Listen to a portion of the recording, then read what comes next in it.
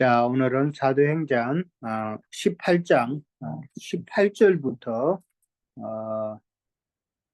19장 7절까지 그렇게 하도록 하겠습니다. 네, 다 찾으셨죠? 자, 사도행전 18장 18절부터 사도행전 19장 7절까지 다 같이 읽도록 하겠습니다. 자, 시작합니다. 바울은 더 여러 날 머물다가 형제들과 작별하고 배 타고 수리아로 떠나갈새 브리스길라와 아굴라도 함께 하더라. 바울이 일찍이 서원이 있었으므로 갱그레아에서 머리를 깎았더라. 에베소에 와서 그들을 거기에 머물게 하고 자기는 해당에 들어가서 유대인들과 변론하니 여러 사람이 더 오래 있기를 청하되 허락하지 아니하고 작별하여 이르되 만일 하나님의 뜻이면 너희에게 돌아오리라 하고 배를 타고 에베소를 떠나 가이사라에 상륙하여 올라가 교회에 안부를 물은 후에 안디옥으로 내려가서 얼마 있다가 갈라디아와 부르기아 땅을 차례로 다니며 모든 제자를 굳건하게 하니라. 알렉산드리아에서 난 아볼로라 하는 유대인이 에베소에 이르니 이 사람은 언변이 좋고 성경에 능통한 자라. 그가 일찍이 주의 도를 배워 열심으로 예수에 가는 것을 자세히 말하며 가르치나 요한의 세례만 알 따름이라. 그가 해당에서 담대히 말하기 시작하거늘 브리스길라와 아굴라가 듣고 데려다가 하나님의 도를 더 정확하게 풀어 이루더라. 아볼로가 아가야로 가고자 하므로 형제들이 그를 격려하며 제자들에게 편지를 써 영접하라 하였더니 그가 가매 은혜로 말미암아 믿은 자들에게 많은 유익을 주니 이는 성경으로서 예수는 그리스도라고 정언하여 공중 앞에서 힘있게 유대인의 말을 이김이리라. 아볼로가 고린도에 있을 때에 바울이 윗지방으로 다녀 에베소에 와서 여러 제자를 만나 이르되 너희가 믿을 때에 성령을 받았느냐 이르되 아니라 우리는 성령이 계심도 듣지 못하였노라. 바울이 이르되 그러면 너희가 무슨 세례를 받았느냐 대답하되 요한의 세례니라. 바울이 이르되 요한이 회개의 세례를 베풀며 백성에게 말하되 내 뒤에 오시는 이를 믿으라 하였으니 이는 곧 예수라 하거늘 그들이 듣고 주 예수의 이름으로 세례를 받으니 바울이 그들에게 안수하며 성령이 그들에게 임하심으로 방언도 하고 예언도 하니 모두 12사람쯤 되니라. 예. 자, 오늘은 이제 사도행전 18장 부터 합니다. 18장부터 하는데 오늘은 이제 2차 전도 여행이 이제 끝나는 때죠. 2차 전도 여행이 이제 끝나는데 자, 2차 전도 여행을 우리가 한번 되새겨 볼까요? 제일 처음에 어디로 갔죠? 16장에 보면은 루스드라라는 지방에 갔었어요. 루스드라 지방에 가서 거기서 말씀을 전할 때에 바울이 그 지역은 좀 두려웠을 그런 지역이죠. 왜 그러냐면은 1차 전도 여행 때 루스드라에서 돌을 맞았죠. 돌 맞아서 거의 죽게 되었을 그 상태가 된 곳이 바로 루스드라였다라는 것인데 루스드라에 다시 가서 믿는 자들을 다시 한번 양육하는 그런 일을 했죠. 그 다음에 두 번째는 이제 환상 중에 성령이 아시아로 가지 말고 어디로 가라 그랬어요? 마게도냐로 가라 그랬죠. 그러니까 마게도냐로 가서 거기서 이제 했는데 마게도냐 지방의 첫 성읍이 어디였죠? 첫 성읍이 빌립보였죠. 예, 빌립보였었어요. 빌립보에서 이제 말씀을 전했는데 거기서 중요한 사람이 우리가 잘 아는 옷감 장사 루디아가 있었죠. 그 다음에 이제 빌립보는 바울과 실라가 옥에 갇혔던 곳이죠. 예, 옥에 갇힌 곳이 바로 빌립보 교회 지역에 있었어요. 옥에 갇힌다는 이야기는 지난번 우리가 충분히 잘 나누었어요. 참 세상 그런 옥이 아니라 영적인 옥을 상징하고 있다. 영적인 옥이라는 것은 바로 필라케라고 그래가지고 세상 유대교와 그다음에 종교 체제가 바로 옥이다라는 개념을 우리가 나눴어요. 그다음에 이제 데살로니가 지역으로 갔죠. 데살로니가 지역으로 갔을 때 거기는 불량배들이 있었다 그랬어요. 불량배들이 바울을 참 핍박을 했고, 그다음에 이제 바울 대신에 또 핍박받은 야손이라는 자가 있었죠. 야손이라는 자가 보석금을 내고 풀려났다라는 이야기도 우리가 나눴었어요. 그다음에 이제 베레아 지역으로 갔고, 베레아 지역에서 이제 그 사람들은 성경을 상고하는 그러한 모습을 보였다라고 그랬죠. 그다음에 이제 아덴으로 갔죠. 아덴으로 갔는데 참 이 아덴이라는 곳이 참 자기들만의 그 지식이 참 많았던 그런 지역이었고, 또 그걸로 인해서 참 바울이 복음 전할 때에 참 어려웠다라는 것을 이제 생각해 볼 수 있죠. 그 다음에 이제 이 아덴은 우상 숭배가 너무나도 심했기 때문에 참 바울이 전하는 그 하나님에 대해서도 자기네들이 참 자기네들이 믿을 만한 신인가 검증하는 그런 태도를 취했다라는 것이죠. 많은 신들 중에 하나로 그렇게 하나님을 참 이해하고 접근했다라는 그런 말이죠. 오늘날 일본에 가면은 신들이 참 많다고 그러죠. 예. 많은 그러니까 선교사들이 가서 참 예수를 전하면은 그 예수를 갖다 다른 신은 다 버려두고 예수만 따라야 되는데, 그게 예수도 그들이 섬기는 신들 중에 하나로 받아들인다는 거예요. 그렇게 하면은 그거는 참 하나님을 받아들이는 건 아니죠. 그 다음에 이제 고린도에 이제 바울이 가서 말씀을 전하는데, 여기서 이제 중요한 아굴라 부부를 만나게 되었죠. 예.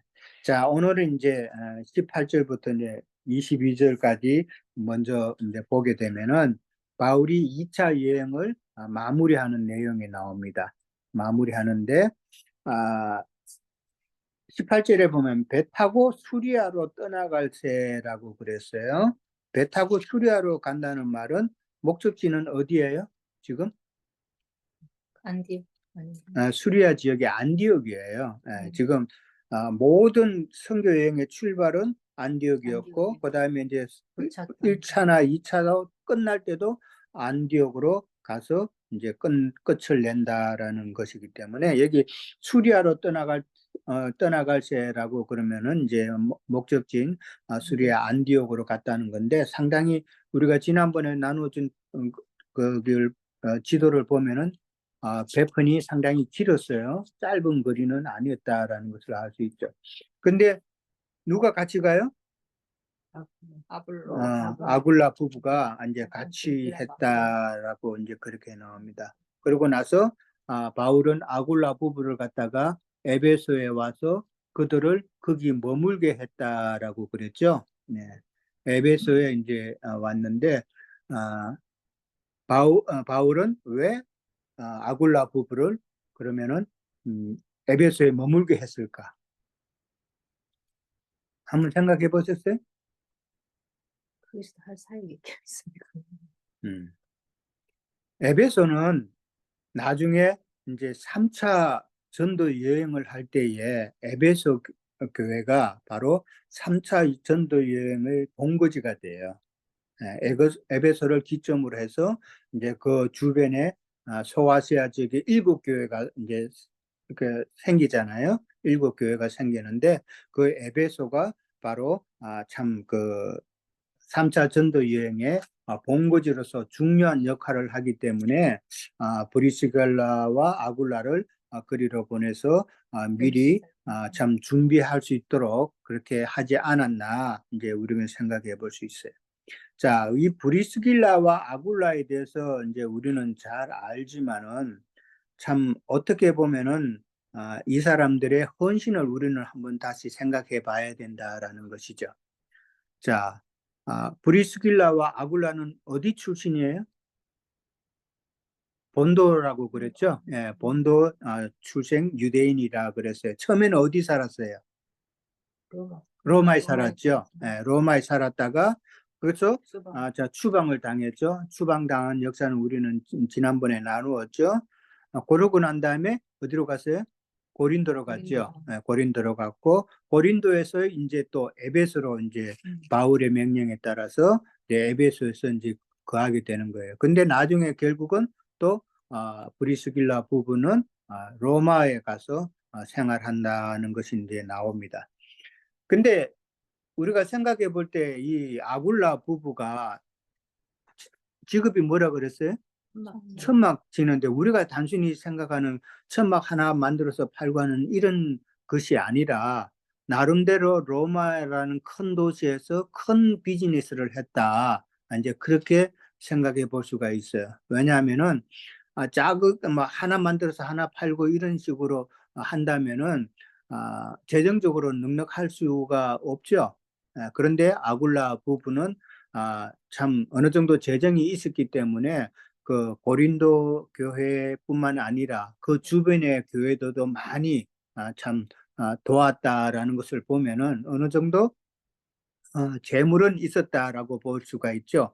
그리고 자기 집을 열어서 가는 곳곳마다 자기 집을 열어서 교회로 그렇게 모였으니까 나름대로 참 재력은 있었을 거다라고 이제 보는 것이죠. 그러다 보면은 로마에서도 자기 그 사업을 좀 크게 했을 수도 있는데 수방당해서 이렇게 고린도로 가고 에베소로 가고 이렇게 하다 보니까 어떻게 보면은 자기의 그 세상적인 그런 뭐 물질적인 그런 면에서 보면 큰 손해를 이제 당한 것일 수도 있다라는 거죠. 그런데 하나님께서는 물질적으로는 큰 손해를 당하게 되었지만은 하나님께서는 아굴라 부부가 바로 누구를 만나요? 바울을 만날 수 있게 했다는 거. 이제 이런 거를 보면은 하나님께서 참 안배하신다라는 그런 표현이 우리는 생각해 볼 수 있죠. 그러니까 전화위복이 된 것이죠. 자, 전화위복이 돼서 세상적으로는 잘못되었지만 그걸로 인해서 도리어 참 바울을 만나서 예수 그리스도의 복음을 듣게 되었다라는 것은 참 전화위복이고 이런 것은 하나님께서 그만큼 손해본 만큼 다른 것으로 채워주시는 하나님의 안배하십니다라고 이제 보면 돼요. 그 다음에 이제 로마서 16장 3절에서 5절에 보면은 한번 볼까요? 로마서 16장 3절에서 5절에 보면은 거기에 너희는 그리스도 예수 안에서 나의 동역자들인 브리스가와 아굴라에게 문안하라.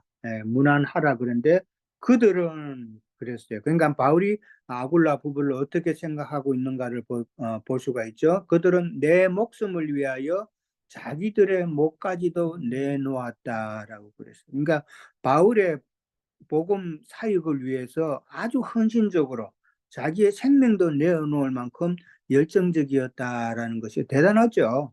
예. 그다음에 이방인의 모든 교회도 그들에게 감사한다 그랬어요. 그러니까 고린도 교회뿐만 아니라 고린도 교회 주변의 다른 모든 이방인의 교회도 아굴라 부부에게 감사하다라는 말이에요. 이 말은 무슨 말이에요? 많은 도움을 그 교회가 다른 지역의 교회가 성장하는 데 있어서 많은 도움을 줬다는 이야기죠. 그래서 그런 걸 보면은 참 아굴라 부부는 헌신적이었다 그런 내용이죠. 그 다음에 이제 오늘 보면은 좀 난해한 부분이 있어요. 18절 끝에 보면은 바울이 일찍이 서원이 있었으므로 갱그레아에서 머리를 깎았더라라고 나왔어요. 갱그레아라는 곳은 바로 이제 그 고린도 바로 그 옆에 있는 동남쪽에 있는 조그마한 항구 도시예요. 거기서 이제 결국은 배가 출발하게 된다는 그런 의미죠. 이제 갱그라에서 배를 출발하는데 에베소 와서 이제 그렇게 있는데 자기는 해당에 들어가서 참 유대인들과 변론한다 그랬어요. 아굴라 부부는 에베소에서 머물게 하고 자기는 이제 그 에베소 해당에 들어가서 유대인과 변론을 하는데 여러 사람이 더 오래 있기를 원했다라고 그렇게 나오죠. 원했지만은 허락하지 아니했다 그랬어요. 왜 허락을 못했어요? 바울의 입장 같았으면 누가 말씀 듣기를 원하면은 나 오늘 여기까지만 하겠습니다. 이럴 사람이에요? 아니죠. 계속 몇 날 며칠이고 이게 말씀을 전할 텐데 바울은 지금 허락하지 못했다 그랬어요. 왜 그랬을까? 굉장히 그렇게 인도하시네. 예, 성령이 인도하는 거예요. 지금 바울은 지금 수리의 안디옥으로 배 타고 돌아가는 길이었다라는 것이죠. 그러니까 배편에 의해서 이제 가야 되기 때문에 그렇게 오래 있을 수가 없었다라고 이제 이해하면 되는 거예요. 자, 그래서 갱그레에서 잠깐 그 머무는 사이에 갱그레에서 좀 머리를 깎았다 그러는데 오늘 1번 문제예요.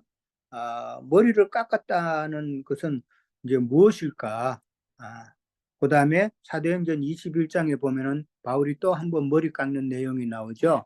예, 2번 머리를 깎는데 그것과 또 무슨 차이가 있을까? 예, 그거예요. 자, 한번 누가 설명해 보시겠어요?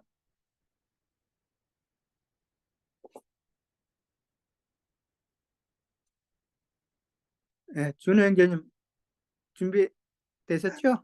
예, 뭐, 준비를 잘 하지 못했지만, 예, 시작하도록 하겠습니다.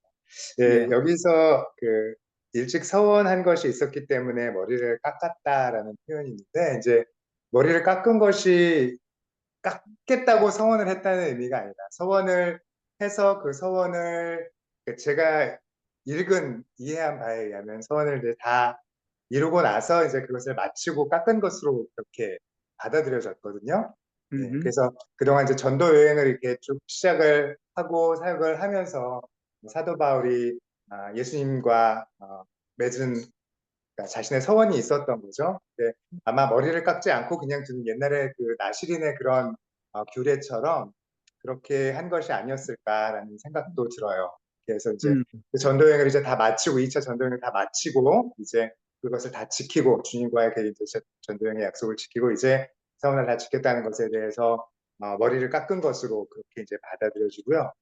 그 다음에 이제 21장에 가면은 이제 예루살렘에 사도 바울이 가서 이제 그 예루살렘 교회 장로들을 만나고 이제 야고보를 만나고 이제 하는 얘기가 나오죠. 거기서는 이제 워낙 사도 바울이 전도여행을 하면서 많은 이방인들에게 복음을 전하고 그게 구원의 가르침을 전하고 해서 이제 그 가르침이 예루살렘 교회도 듣기는 듣는데 그 가르침을 예루살렘 교회가 받아들이기에는 바울이 이곳저곳 다니면서 율법은 다 이제 부정해야 되고 율법대로 살면 안 되고 그런 식의 가르침을 했기 때문에 지금 이제 와서 예루살렘 교회 우리가 함께 있는 것을 보면 사도 바울 네가 이제 율법을 부정하는 자로 거부하는 자로 여길 것이라서 그러면 그렇지 않다는 걸 보여주기 위한 어떤 의식처럼 원래 이제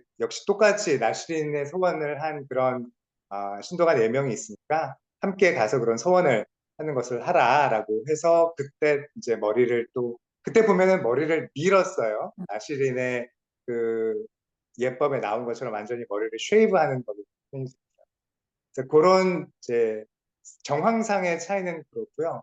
그래서 앞부분에 지금 이 갱그리아에서 머리를 깎은 것은 사도 바울이 개인적으로 2차 전도여행을 빼면서 예수님과 나눴던 그런 서약에 대한 증표이고 두 번째 나중에 예루살렘 교회에서 하는 것은 사실 제 개인적으로는 사도 바울이 왜 그것을 허락했는지 사실 잘 이해가 잘 안 되더라고요. 왜 굳이 그런 힘이 없었어. 예, 그 허례의식 같은 것을 왜 그냥 동의를 했을까 할 수 없이 그거는 사도 바울이 제 생각에 개인적으로 원하지 않았을 것 같아요. 마음에는 어쨌든 원치 뭐 않은데. 그렇습니다. 예, 예. 마음은 이게 원치 좀 않는데. 머리를 깎았다라는 이 부분이 좀 난해하더라고요. 그러니까 대부분이 이제 저도 자료 참고해 보면은 어떤 자료에서는 바울이 율법을 지키기를 원했다 이런 말도 그건 이제 했는데 그분은 이제 우리가 생각해 볼 때는 아니죠. 갈라디아서 2장 20절에 보면은 이제는 내 안에 그리스도가 산다고 그랬는데 바울이 그런 고백을 했는데 율법 율법 서원을 그러니까 서원 율법을 그렇게 따라 했다라는 것은 유대인으로서의 그런 행동을 했다라는 말이기 때문에 내가 이제는 그리스도와 함께 그리스도인으로서 산다는 그 말하고는 조금 안 맞는 그런 내용이죠. 서원이라는 말은 이제 맹세한다 뭐 그런 의미 있잖아요. 근데 이거는 창세기 35장에서 나온 그 야곱이 하나님께 서원을 했죠. 야곱이 서원을 했는데 그때 뭐라고 서원을 했어요? 야곱이 서원한 거 무사히 아버지 집에 나를 돌아가게 하면은 내가 10의 1조를 하나님께 드리겠습니다라고 그랬죠. 근데 그 기간이 몇 년 걸렸어요? 20년. 20년 걸렸죠. 20년이라는 걸 우리는 20년이면은 뭐예요? 그거는 장성한 분량에 이르렀다라는 이야기잖아요. 그러니까 믿음이 장성한 분량에 이르러서 성장이 된 상태에서 내가 예수님께 드리는 것이 10의 1조단 말이에요. 돈이 아니라 내가 믿음의 분량이 그만큼 온전히 되었을 때에 하나님께서는 나에게서 10의 1조를 받기를 원하신다라고 그렇게 그러니까 그건 우리 자신이죠. 나 자신인 거 결국은 또 내 안에 있는 그리스도죠. 내 안에서 20년 동안 내가 이룬 그 그리스도애가 하나님 앞에 다시 드려지는 것이 사람이 돈이나 사람의 어떤 행동이나 사람의 어떤 열심 이런 걸로 하나님 앞에 드린다는 생각은 그거는 종교다라는 것이죠. 우리는 종교가 아니에요. 예수 그리스도가 내 안에 들어오셔서 내 안에서 함께 하심으로 이루어진 그 분량 거기에서 드려지는 예수 그리스도가 참 11조다라는 것을 이제 이야기하는 것이죠. 그러니까 머리를 깎았다라는 것은 결국은 나시린의 그 서원법에 의한 것이다라고 이제 생각해 볼 수가 있죠. 나시린의 서원법이라는 것은 우리가 민수기에서 잘 나와 있죠. 민수기 6장 1절에서 21절에 보면은 잘 나와 있어요. 민수기를 일단 한번 펴 놓을까요? 그거 여러 번 봐야 되니까. 민수기 6장 1절에서 나중에 집에 가셔서 이거 지금 다 읽고 할 시간이 없으니까 한 번 더 읽어 보시기 바랍니다. 나시린의 법이 민수기 6장부터 나오죠. 자, 근데 오늘 이제 머리를 깎았다 그랬으니까 이제 다른 것도 많이 있지만은 서원 기간 동안에는 머리를 깎아요? 어떻게 해요? 머리를 좀 기르죠. 기르다가 기르죠. 나중에 끝나면은 그러니까 머리를 이제 서원 기간 내에는 삭발을 하지를 않죠. 그러고 나서 이제 서원 기간이 끝나고 나면은 이제 머리를 이제 깎는 것이죠. 예, 깎는 것도 있고 미는 것도 있는데 이제 그 표현이 있는데 지금 뭐 다른 해복령에는 아까 21장 그 부분에서는 민다라고 또 돼 있고 그런데 지금 우리 또 개역 개정에는 또 깎았다라고 그렇게 표현이 되어 있고 여러 부분이 있는데 그건 조금 이따가 말씀드리고요. 자, 머리를 서원 기간 동안 길렀죠. 왜 길러요? 머리를 기른다는 거는 어떤 의미였었어요? 머리라는 것은 어뜸이고 또 근원이고 유대인들은 그렇게 그렇죠? 생각했대요. 머리 자체를. 예, 그러니까 하나님이 나의 머리시고 나의 그렇죠? 주인이시고 그렇죠. 그러니까 머리라는 거는 하나님이 곧 나의 머리, 나의 주인이다라는 그런 의미죠. 그래서 머리를 기른다는 것은 나의 수치를 덮는다는 그런 의미가 있다라는 것이죠. 그리고 머리를 기른다는 것은 하나님께 대해서 내가 절대적으로 순종하겠다라는 그런 의미를 갖고 있어요. 그런데 이제 머리를 그렇게 덮지 아니하고 이제 민머리로 다니는 것은 성경에서는 그거는 그죠. 반역이다라고 보는 거예요. 민머리로 낸다는 것은 자기가 드러난다는 그런 의미이기 때문에 그것은 반역을 의미한다라는 것이죠. 성경에서는. 그러니까 자신을 드러내는 그런 행위는 그거는 반역자다. 성경에서는 민머리로 그렇게 상징한다라는 것이죠. 자, 그 다음에 이제 머리를 깎았다라는 그 표현은 그러면 아까도 이야기했지만은 서원 기간이 끝난 다음에 이제 머리를 깎아요. 그 깎았다는 머리를 깎는다는 의미는 서원 기간 내에만 하나님 앞에 참 온전한 삶을 살기로 맹세하는 것이 아니라 이후의 삶도 내가 이제는 이후의 삶도 새 영과 새 마음에 의한 그런 생각으로 참 온전한 나시린의 삶을 계속 살아가겠다 하는 그런 서운이 그런 의미단 말이에요. 예. 그러니까 이후에도 내가 그런 삶을 계속 살겠다라는 그런 마음, 그러니까 뭐라 그럴까, 새로운 그 각오, 헌신을 보여주는 그런 의미다라는 것이죠. 그러니까 남은 나의 일생을 이제 영과 생명의 그 법칙에 따라서 참 헌신해서 온전한 나시린, 온전한 신앙인의 그 삶을 살겠다라는 그런 영적 서원이다라고 보면은 됩니다. 그러니까 바울이 서원 율법을 지키기 위해서 그렇게 머리를 깎았다라기보다는 참 어떻게 보면은 2차 전도 여행을 이제 마무리하는 단계잖아요. 그러면은 3차 전도 여행도 있고 그다음에 이제 사실은 또 4차까지, 그러니까 4차는 로마에까지 가서 이제 로마서 또 전도하고 하는 그런 사역이 있기 때문에 어떻게 보면은 그 모든 사역의 중간 정도쯤 온 거예요, 지금. 네, 중간쯤 왔기 때문에 참 2차 여행을 마무리하면서 새로운 헌신을 보여주는 그런 모습이다라는 것이죠. 그러니까 지금 머리를 깎았다라는 것은 그 율법 서원을 따르는 것이라기보다는 참 온전한 영적 서원이 어떤 것이다라는 것을 지금 바울은 보여주는 것이 아닌가 그렇게 보는데, 빌립보서 2장 17절을 한번 찾아봅니다. 빌립보서 2장 17절 보면은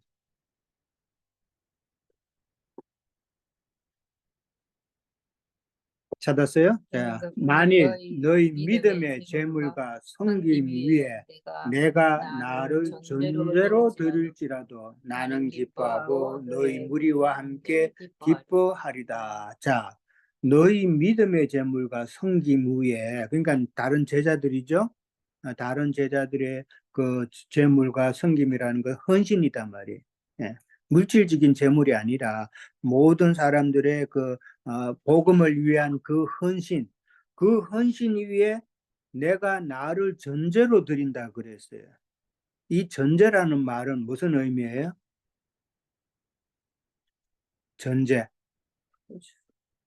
이게 율법에 보면은 제사를 드릴 때에 모든 그 재물을 갖다가 이제 재물을 두고 불태우면서 예배를 이제 율법 제사를 지낼 때에 마지막에 이제 포도주를 붓죠. 포도주를 부어 드리는 제사가 바로 전제단 말이에요.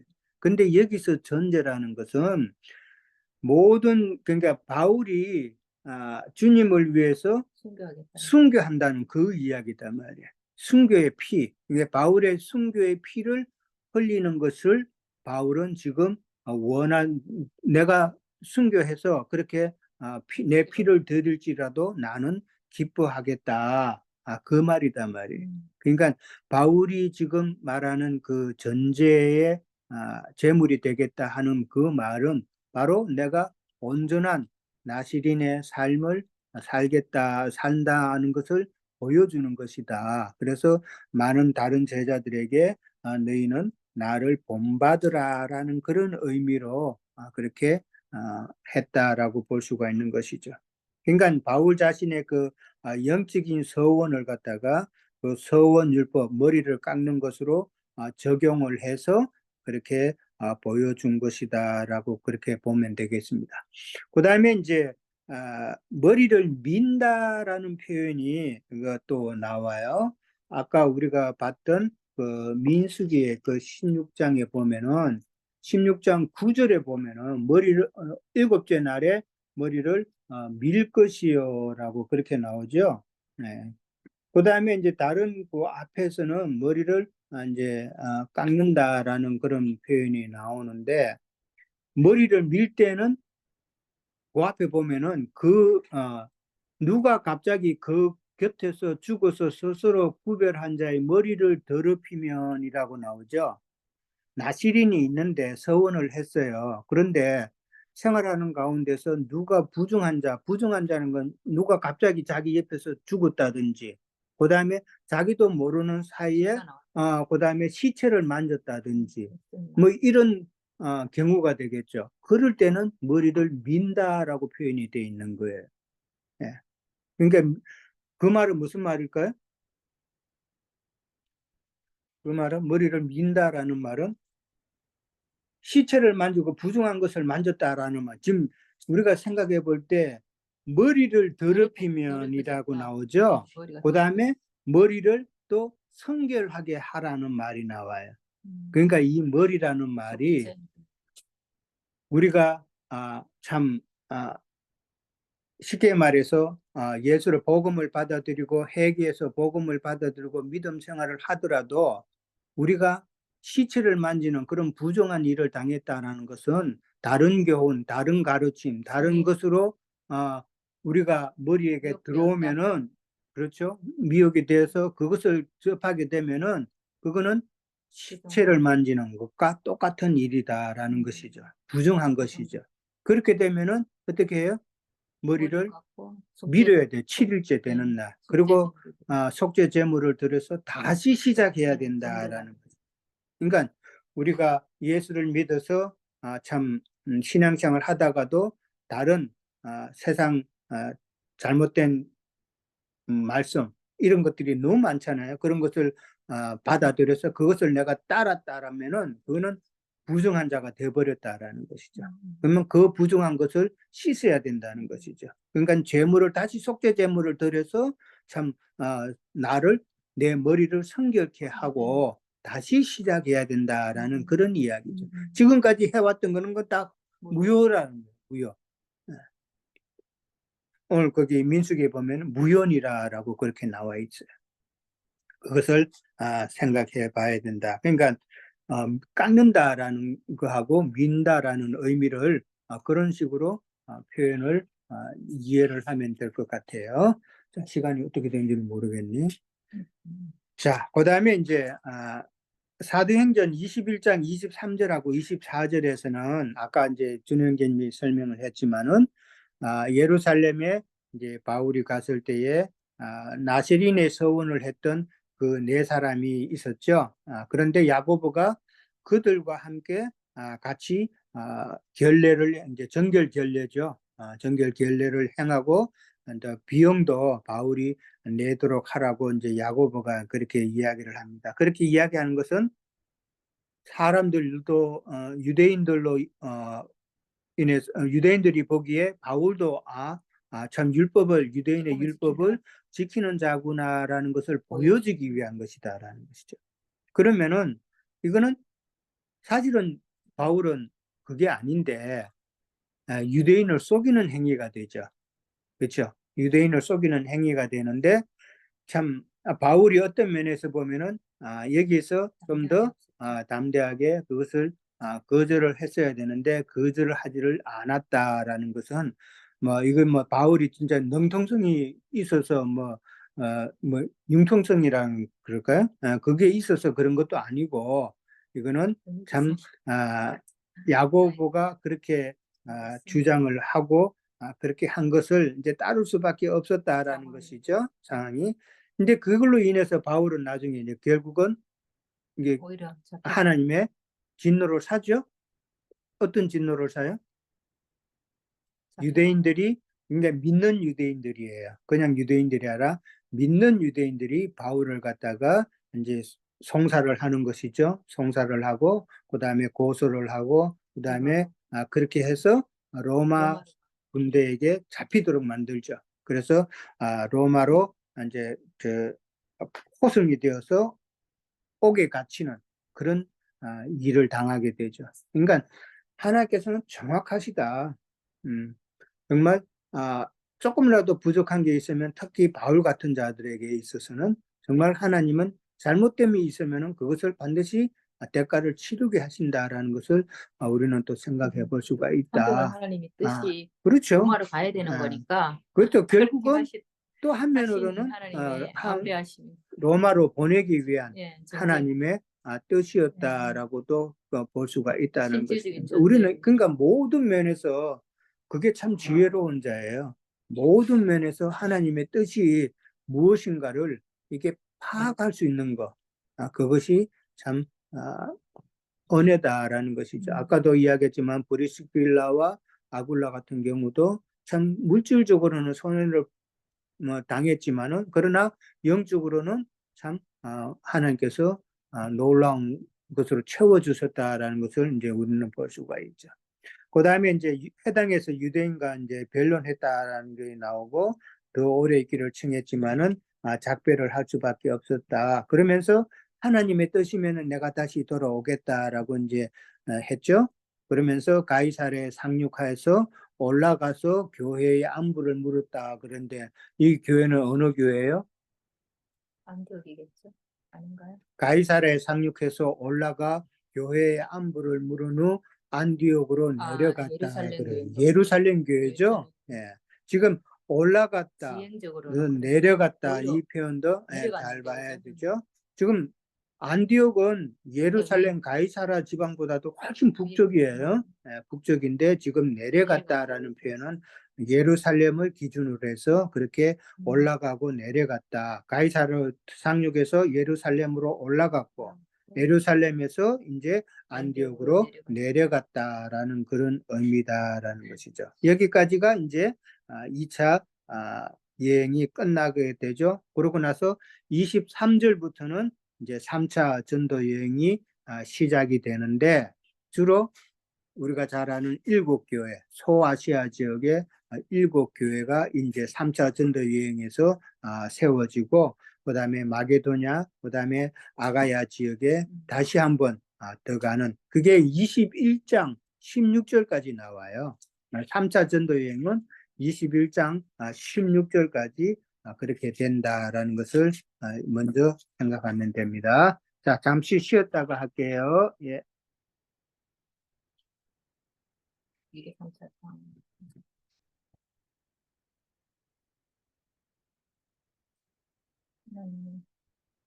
오히려 유대인들을 관심을 사기 위해서